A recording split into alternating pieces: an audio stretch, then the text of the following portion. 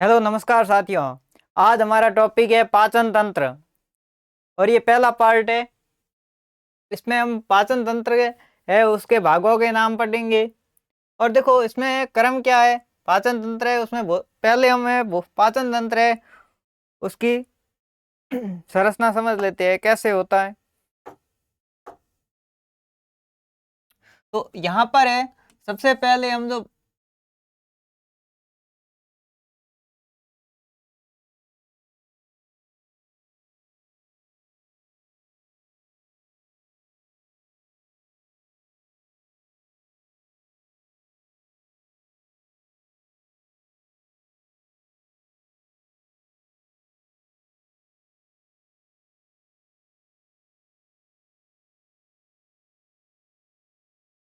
तो हम भोजन ग्रहण करते हैं वो मुख गुहा से ग्रहण करते हैं। यहाँ पर नासाछिद्र और मुख गुहा दोनों जुड़े हुए होते हैं। यहाँ पर यहाँ पहले भाग आएगा ग्रसनी फिर आएगा ग्रसिका।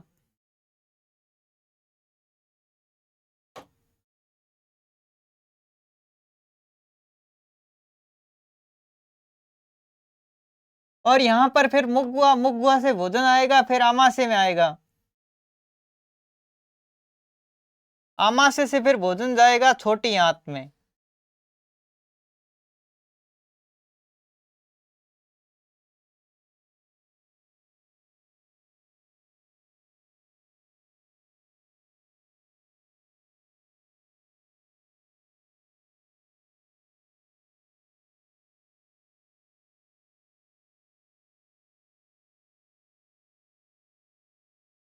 ये छोटी आंत है फिर ऐसे फैली रहती है।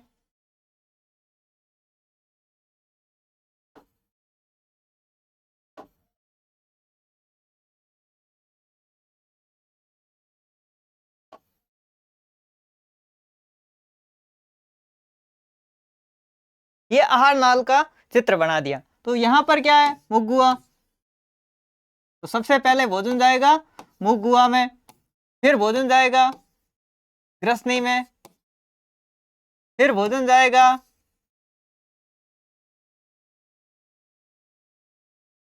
ग्रसिका में और फिर ग्रसिका से भोजन जाएगा आमाशय में।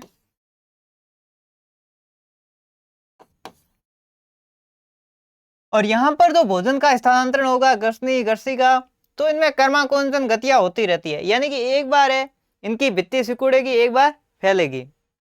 फिर आमाशय से फिर भोजन चला जाता है छोटी आंत में और छोटी आंत को स्मॉल इंटेस्टाइन या शुद्रांत्र के नाम से जाना जाता है। स्मॉल इंटेस्टाइन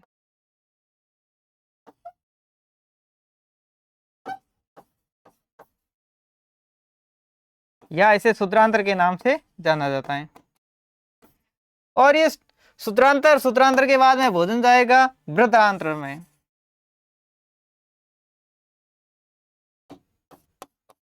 और वृत्रांत्र है इसके बाद में भोजन जाएगा मलाशय में फिर गुदा द्वारा त्याग दिया जाएगा। यहाँ पर आमाशय है यहाँ पर आमाशय के साइड में तो ग्रंथि पाई जाती है उसका नाम है यकृत और ये मानव शरीर की सबसे बड़ी ग्रंथि है। और यहाँ पर अग्नाशय ग्रंथि पाई जाती है जिससे अग्नाशय रस स्रावित होता है। यकृत है यकृत में ये वाला भाग पित्ताशय है पित्ताशय से पीत रस का श्रवण होता है। और यहाँ पर मुख है मुख में क्या क्या होता है जीभ होते हैं दांत होते हैं और इसमें लार ग्रंथियां होती है। लार ग्रंथियों से लार स्रावित होती है। अब जो जीभ है जीभ एक तो क्या करती है तो भोजन है भोजन में लार मिलाने का कार्य करती है और स्वाद का पता लगाने का कार्य करती है। अब देखो यदि हम भोजन शरीर में ग्रहण करेंगे तो उसे क्या कहेंगे अंतःग्रहण। पाचन है पाचन के लिए क्या चाहिए पाचक ग्रंथियां। तो पाचक ग्रंथियां कौन कौन सी होती है यकृत है अग्नाशय है फिर लार ग्रंथि भी उसमें सहायक होती है। यदि भोजन का पाचन हो गया तो उसके बाद में हमने पढ़ा कि यहाँ पर तो छोटी आंत और बड़ी आंत पढ़ी। तो छोटी और छोटी आंत और बड़ी आंत है, इनकी आंतरिक भित्तियां होती है, तो उनमें क्या होते हैं, अंगुली समान प्रवर्ध पाए जाते हैं, जो क्या करते हैं, पचित भोजन का अवशोषण का कार्य करते हैं। छोटी आंत में जो ये अंगुली समान प्रवर्ध होते हैं, ये पचित भोजन का अवशोषण का कार्य करते हैं। तो जो छोटी आंत में ये अंगुली समान प्रवर्ध होते हैं, जिन्हें रसांकुर या दीर्घरोम के नाम से जाना जाता है। और जो ये रसांकुर है, ये जो पतित भोजन है उसके अवशोषण क्षेत्र को बढ़ा देते हैं।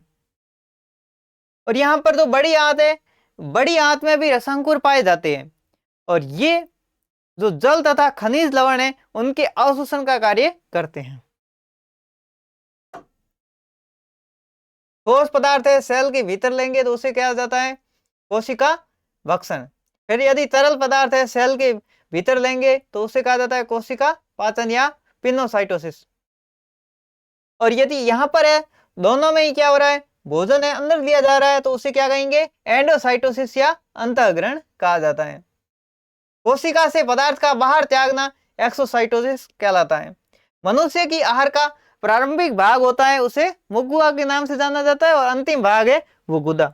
इस डायग्राम के माध्यम से हमने पढ़ा भी है कि जो आहार नाल है उसका प्रथम भाग कौन सा है, मुगुआ, फिर गर्सनी, गर्सिका, फिर आमाशय, फिर छोटी आंत, फिर बड़ी आंत, फिर यहाँ पर मलाशय और यहाँ पर गुदा होती है। तो अंतिम भाग कौन सा हो गया आहार नाल का, गुदा। यहाँ पर आपने नाम सुन रखा होगा अपेंडिक्स या अंतनाल पाई जाती है।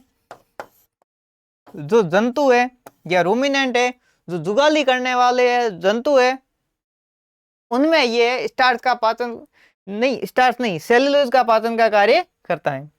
हमारे जो लार है, लार के द्वारा है स्टार्च का पाचन किया जाता है। छोटी आंत का पृष्ठीय क्षेत्रफल है, तो देखो पृष्ठीय क्षेत्रफल ऐसे लिखा हुआ है, ऐसे यानी कि सरफेस एरिया सबसे अधिक होता है, क्योंकि इसमें सूक्ष्माकुर या रसांकुर सर्वाधिक होते हैं। छोटी आंत भोजन का सर्वाधिक अवशोषण करती है, तो छोटी आंत है ये पतित भोजन है उसका अवशोषण का कार्य करती है, वो भी सर्वाधिक। छोटी आंत आहार नाल का सबसे लंबा भाग है। सबसे चौड़ा, यदि सबसे चौड़ा आहार नाल का सबसे चौड़ा थैले समान भाग पूछा जाए, उसका नाम बताओगे, आमाशय, जैसे उदर या पेट के नाम से जाना जाता है, अंग्रेजी में स्टोमक कहा जाता है। अपेंडिक्स आहार नाल का अवशेषी भाग है। अवशेषी भाग कैसे, कोई भी अंग है जिसको हम काम में नहीं लेते हैं तो धीरे धीरे वो है छोटा हो जाता है, या मतलब वो काम करना बिल्कुल भी बंद कर देता है। हमारे शरीर में सेलुलोज का पाचन नहीं होता है, क्योंकि सेलुलोज एंजाइम है वो अनुपस्थित होता है। सेलुलोज एंजाइम है वो सेलुलोज का पाचन करने का कार्य करता है। फिर आहार नाल के भाग है, इनके बारे में हमने पहले भी डायग्राम के माध्यम से समझ रखा है। मुगुआ, मुगुआ में हम क्या क्या पढ़ेंगे, लार ग्रंथि है, दांत के बारे में पढ़ेंगे और जीभ के बारे में भी जानेंगे। फिर आ जाता है गर्सनी, जिसे फेरिंक्स कहा जाता है, भोजन और श्वसन दोनों का उपनिष्ठ भाग है। तो गर्सनी तक तो है, भोजन भी एक साथ में आता है, और जो श्वसन के द्वारा वायु ग्रहण की जाती है वो भी एक साथ आती है। फिर यहाँ पर घाटी ढक्कन पाया जाता है, जो है तो भोजन को अलग मार्ग में भेजने का कार्य करता है, और जो वायु है उसको अलग माध्यम में भेजा जाता है। तो उन दोनों का अलग अलग भागों में होता है, क्योंकि जो वायु ग्रहण की जाती है वो तो फेफड़ों में भेजनी होती है, और भोजन है ग्रसनी से वापस ग्रसिका होते हुए फिर आमाशय में भेजना है, तो दोनों के लिए अलग अलग तंत्र है। तो वायु ग्रहण की गई है उसके लिए तो उसके लिए किसकी कौन से तंत्र की आवश्यकता होती है, श्वसन तंत्र, और भोजन है वो चलेगा आहार नाल में।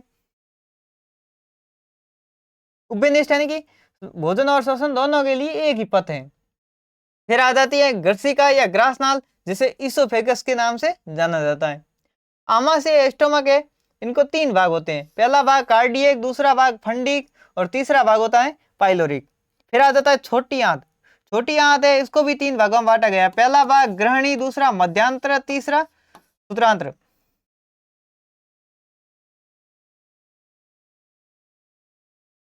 अब बड़ी आंत है, बड़ी आंत सीकम, फिर कोलम, फिर आ जाता है मलाशय। मलाशय है, इसमें बिल्कुल भी पाचन नहीं होता है।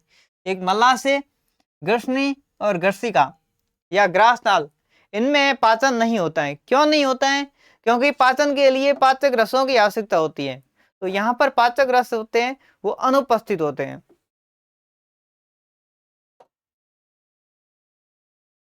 नोट, जुगाली करने वाले जंतु जिन्हें रूमिनेंट्स के नाम से जाने जाते हैं, इनमें मेथेन गैस की गंध आती है। तो जुगाली करने वाले जंतु है, ये क्या करते हैं? पहले तो भोजन है उनको चबा करके, आधा चबाया हुआ सीधा है, जो इनका आमाशय होता है, आमाशय का प्रथम भाग होता है, उसे रुमेन के नाम से जाना जाता है। तो पहले है वो पूरा भोजन है रुमेन में चला जाएगा, फिर वो वापिस मुंह में लाते हैं और चबाते रहते हैं। आपने देखा होगा पशु कुछ भी नहीं खा रहे हैं फिर भी वो मुंह ऐसे हिलाते रहते हैं, तो वो क्या कर रहे हैं? जुगाली कर रहे हैं। और जो जुगाली करने वाले जंतु होते हैं उनमें मेथेन गैस है उसकी गंध आती है। और जो रूमिनेंट्स या जुगाली करने वाले जंतु होते हैं उनके आमाशय 4 कक्षों में बटा होता है। पहला रुमेन, फिर रेटिकुलम, फिर ओमेसम, फिर एब ओमेसम होता है।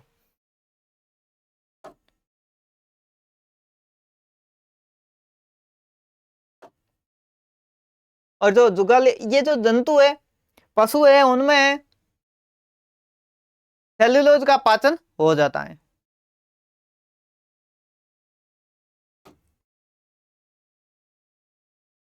ग्रसनी, ग्रासनाल, मलाशय में भोजन का पाचन नहीं होता है क्योंकि इनमें कोई पाचक ग्रंथि नहीं पाई जाती है।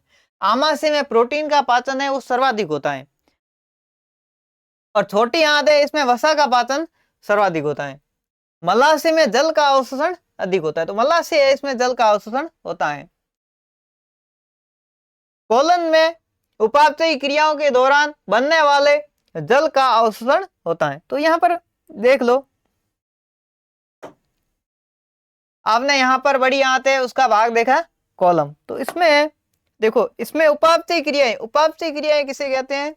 शरीर में होने वाली जितनी भी जैव रासायनिक क्रियाएं होंगी उन्हें उपापचयी क्रियाओं के नाम से जाना जाएगा। तो इन क्रियाओं के दौरान जो भी जल बनेगा उसका अवशोषण कोलन के द्वारा किया जाता है। वसा को छोटे छोटे टुकड़ों में तोड़ने की प्रक्रिया को पायसीकरण कहते हैं। ये आपने यदि स्कूली शिक्षा में पढ़ा होगा तो आपने केमिस्ट्री में ये पढ़ा होगा अवश्य, और यदि 11th-12th में है तो आपने बायोलॉजी में भी ये पढ़ा होगा।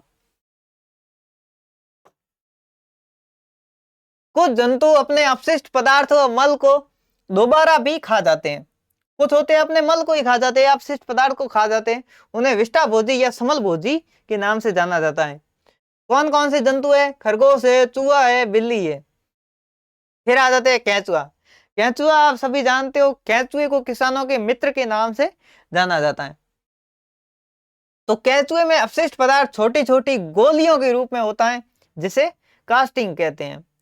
केंचुओं के द्वारा बनने वाली खाद को वर्मी कंपोस्ट कहते हैं और केंचुओं के पालन के अध्ययन को वर्मी कल्चर के नाम से जाना जाता है। लार है, ये लार ग्रंथियां, तो लार ग्रंथियां होती है, ये बहिस्रावी ग्रंथियां होती है और इसी से है लार स्रावित होती है। प्रतिदिन 1.5 से 2 लीटर लार स्रावित होती है। लार में टाइलिन, एमाइलेज एंजाइम भी पाया जाता है। तो टाइलिन या एमाइलेज एंजाइम है, ये किसका पाचन करता है? स्टार्च का। और स्टार्च को किसमें बदलेंगे? माल्टोज में। तो ये क्या है? स्टार्च एक पॉलीसेकेराइड है और ये है, तो माल्टोज है ये डाइसेकेराइड है। तो टाइलिन एंजाइम है ये पॉलीसेकेराइड को डाइसेकेराइड में बदलने का कार्य करेगा। तो लार है, लार ग्रंथियां 3 जोड़ी होती है। पहली आ जाती है पैरोटिड, ये सबसे बड़ी लार ग्रंथि है, कान के पास स्थित होती है। इसकी नलिका स्टेंसन कहलाती है। मम्प्स या गलसुआ रोग में इसमें सूजन आ जाती है। आपने देखा होगा कभी कभार यहाँ पर है, आपने देखा यहाँ पर भाग सूज जाता है, उस रोग को क्या कहा जाता है? गलसुआ या मम्प्स के नाम से जाना जाता है। तो इस रोग में इस पैरोटिड है लार ग्रंथि, इसमें सूजन आ जाती है। फिर आ जाती है अधोजीवा। अधो यानी क्या होता है? नीचे होता है। तो ये कहां पर स्थित होती है? अधोजीवा लार ग्रंथि है, ये जीभ के नीचे स्थित होती है। इसे सब लिंगुअल भी कहते हैं। ये सर्वाधिक लार स्रावित करती है। तो आपसे पूछा जाए लार ग्रंथियों में सबसे ज्यादा लार कौन स्रावित करती है, तो आप बताओगे अधोजिह्वा। इसकी नलिका बार्थोलिन कहलाती है। अब आ जाती है सब मैक्सिलरी या सब मैंडुबुलरी। तो ये जो लार ग्रंथि है ये दोनों जबड़ों के संधि तल पर पाई जाती है। इसकी नलिका वाहरटन कहलाती है। अब आगे आ जाता है लार।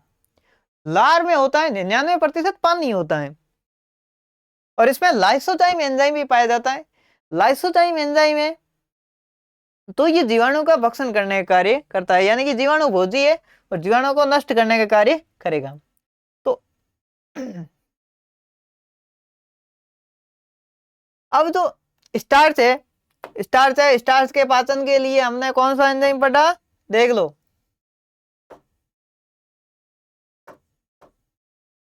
तो यहां पर जो है एमाइलेज एंजाइम है।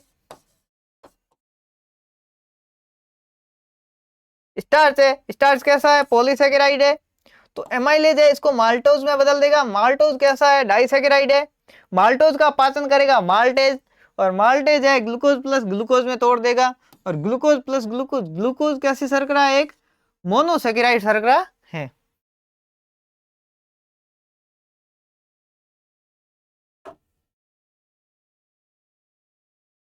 अब मनुष्य है, मनुष्य में 2 बार दांत आते हैं। एक तो पहली बार दांत आते हैं उसे कहा जाता है दूध के दांत। तो दंत सूत्र है 2 है, एक 2102 हो जाएगा, एक हो जाएगा 2123। तो क्या होता है, मनुष्य में पहली बार जो दांत आते हैं या दूध के दांत होते हैं उनकी संख्या लगभग 20 होती है। और फिर आ जाते हैं स्थायी दांत, और स्थायी दांत होते हैं इनकी संख्या होती है 32। तो ये आपको ध्यान रखना है। तो आज की जो क्लास है हमारी यहीं पर समाप्त होती है, और वीडियो को लाइक कर देना है और चैनल को सब्सक्राइब कर देना है। धन्यवाद।